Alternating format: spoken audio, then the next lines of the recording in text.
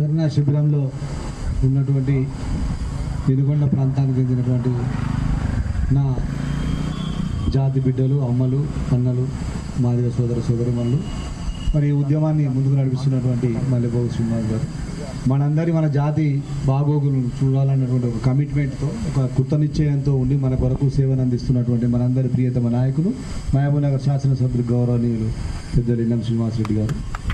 అందరికీ నమస్కారం. మీరు ధర్నా టెంట్కు రాకముందే మహబూబ్నగర్లో ఎక్కడ ఏ సమస్య ఉద్భవించినా, ఏ సమస్య బయటకు వచ్చినా, ఏ సమస్య చర్చించినా తప్పకుండా ఇన్నం శ్రీనివాసరెడ్డి గారు తన దగ్గర ఉన్నటువంటి నాలాంటి వాళ్ళకందరికీ అదేందో చూడండి అని చెప్తారు. సో ఇన్నం శ్రీనివాసరెడ్డి గారు మాకందరికి చెప్పడం జరిగింది, మేము దీన్ని పరిశీలించడం జరిగింది. ఒకసారి నేను స్వయంగా కలెక్టర్ గారి దగ్గర, డిఎఫ్ఓ గారి దగ్గర పిలిచి కూర్చోబెట్టి మాట్లాడి, అక్కడికి నేనే ఫోన్ చేసి మీ మల్లెపోగు శ్రీనివాస్ గారిని పిలిచి కూర్చోబెట్టి మాట్లాడిన. అక్కడ ఏం జరిగిందో శ్రీనన్న కూడా మొత్తం తెలుసు.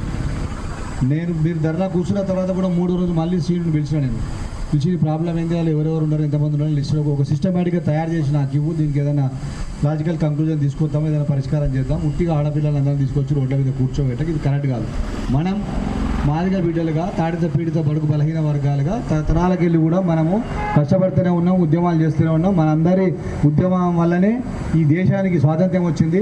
మన ఉద్యమం వల్లనే మన బిడ్డలు చనిపోవడం వల్లనే తెలంగాణ రాష్ట్రానికి తెలంగాణ వచ్చింది. కనుక మళ్ళీ మనం ఉద్యమం చేయకూడదు. సీను, నా మాటను నీ చాలు, నువ్వు రా, సార్తో మాట్లాడదాం, తిరుగుదాం, అందరినీ ధర్నాలో కూర్చోబెట్టకు, కష్టపడకు, ఒక అనవసరంగా రిస్క్ తీసుకోకు, వద్దు, ధర్నా ముగించు అని చెప్పడం జరిగింది. సరే, ఎనీహౌ మీ సపోర్ట్ అనుకోండి, ఆయన పట్టుదల అనుకోండి, ఇక్కడ దాకా వచ్చింది. ఇప్పుడు ఎమ్మెల్యే గారు కూడా మీ దగ్గరికి వచ్చినారు.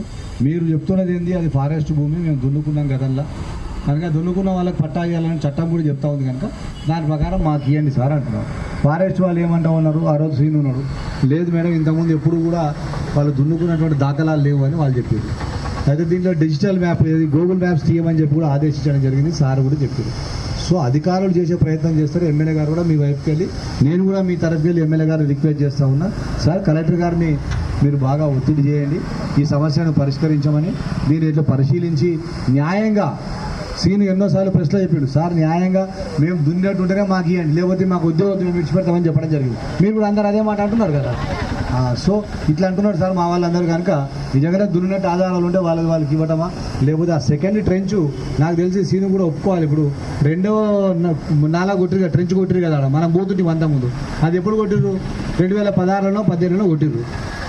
గత ప్రభుత్వ కాలంలోనే ఆ 2వ ట్రెంచ్ కొట్టిర్రు. గత ప్రభుత్వ కాలంలోనే ఆ తర్వాత మళ్ళీ ముక్కలు నాటి మన భూమిలో ముక్కలు నాటిరని చెప్పి